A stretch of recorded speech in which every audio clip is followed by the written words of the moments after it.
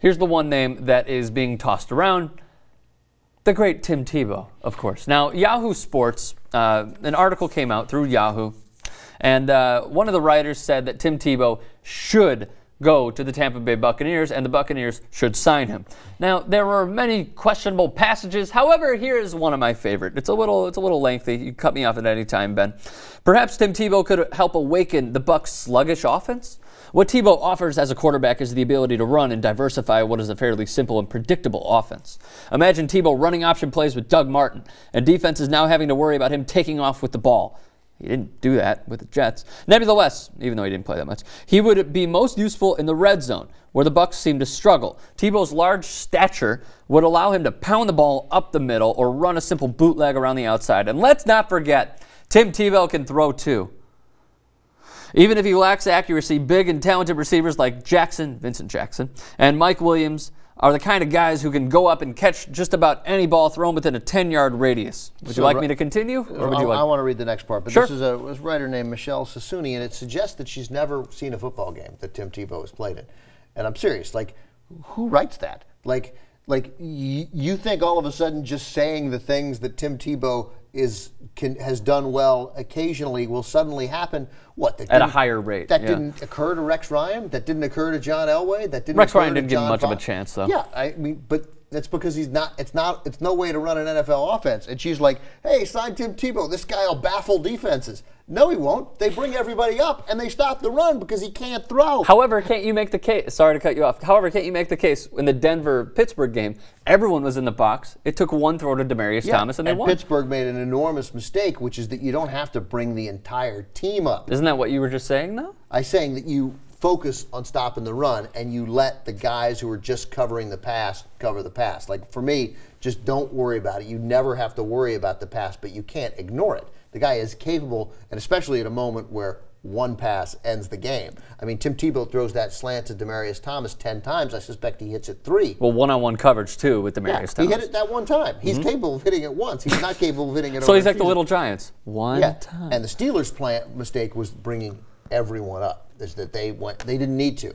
You can stop him without that. Sure. So, in fact, but despite I think the game was 17-17 at that point, I might not be, but I mean, they punted. They kept punting. Yeah, they kept punting. Just make them punt. Yeah. It'll be okay. But Ben, he wins games. Yeah, he wins games. So, first of all, she says, let's not forget Tim Tebow can throw too.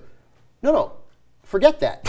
He can't. That's literally. It's like you didn't watch a game. I don't understand how you write this column. Of course, we can't forget about the intangibles that make Tim one of the most talked about players in the NFL. So she called him Tim there, right? Sure. So she loves Tebow. Like, whatever it is, whether it's her faith or just the fact that she admires him. We don't know exactly. I don't know what it is, but she's a Tebow fan. So Tim, just by calling him Tim, makes Tim one of the most talked about players in the NFL. So that's something a play-by-play guy does, not a columnist, is what you're saying. Right, that's exactly right. He is not he's not one of the most talked about players in the NFL. He's one of the most talked about players not in the NFL. Tebow has now she's back to Tebow. She forgot. I see that right Tebow here. has demonstrated throughout his high school, college, and NFL career that he's a strong leader on and off the field. So they talk about this nonsense winning, strong leader. There's no evidence that he's a strong leader. None. There's no evidence in any way that different than any other quarterback that he's a strong leader. And you talk about his success in high school, and here's who's a strong leader according to this rationale. Matt Leinart. Matt Leinart, he was a winner. Matt Leinart's a winner. He won in high school and he won in college. But he was not one of the best college football players of all time. Tim Tebow was. Matt Leinart was better than Tim Tebow in college. Matt Leinart was phenomenal. He completed every pass he threw. He looked phenomenal. You thought this guy can't miss, except he missed. You know why? He can't throw either. And they're quarterbacks. And they're both lefties. They're quarterbacks. You have to be able to throw. It's just nonsense with Tebow. And these and especially with Tampa Bay and Jacksonville, for all the people like this columnist who want Tim Tebow to be signed, if two horrible teams with desperate quarterback situations in Florida won't sign Tim Tebow, it's done. It's done. Can we continue, actually, for just one more point? Josh Freeman simply has not displayed such leadership abilities. But it sounds like you agree with that one line. You agree that Josh Freeman has not shown leadership abilities, plus the captaincy has been taken away from him. These are nonsense vagary. Did they take the captaincy away from him before benching him? They took, he wasn't a captain for the last 2 weeks. I think it was taken away after the the Jets game. That would suggest something to that effect. But we don't know anything about the leadership qualities of these guys. We're just guessing. All this is guessing. It's about production. There are terrible. Tom Brady, I don't know, might be a giant dick in the locker room. We don't think so because we probably would have heard about it. But there are guys. Can't see it. You don't have to be a leader. You have to win. You have to hit the slant on 3rd and 6. That's what you have to do. Then all of a sudden you're a leader. And nobody can bring themselves to remove the fact that these intangibles, these sort of human characteristics that we want desperately to assign to players and assign to teams, and find there's something mysterious about Tim Tebow. No, there isn't. No, there isn't. He's a running quarterback in an era when that hadn't quite happened yet, and he's a big running quarterback and hard to tackle. And if Tim Tebow would recognize that, hey, maybe there's a wildcat role for me in the NFL, he'd probably play in the NFL. Which is slowly dying. But as long as he keeps saying, but I mean, still, maybe a little. No, I mean, as long as he's willing to come in for 8 plays a game, there might be. Which he's not. Which he's clearly not. Right, he's not. Yeah. He's so arrogant.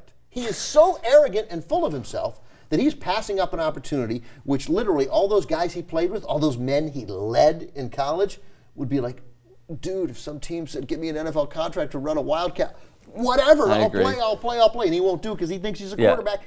I'm a more accurate passer than Tim Tebow. No, you're not. I'm surprisingly accurate. You're not. I'd love to see that. Last point. However, what is more important than any of Tebow's intangibles, or even his quarterback skills, is his ability to fill stadium seats. What do they... People just make stuff up and then write it down and they think it's okay. It's a silly column. It's a silly, silly column. Tim Tebow is not the Buccaneers' answer at quarterback. Here's what they should do. Get Teddy Bridgewater. Or play Mike Glennon for 13 games. Let's see. Let's find out. You got nothing to lose at this point. You have nothing to lose. You have quite a bit to gain. He's the 3rd-round pick. It might turn out he's terrific.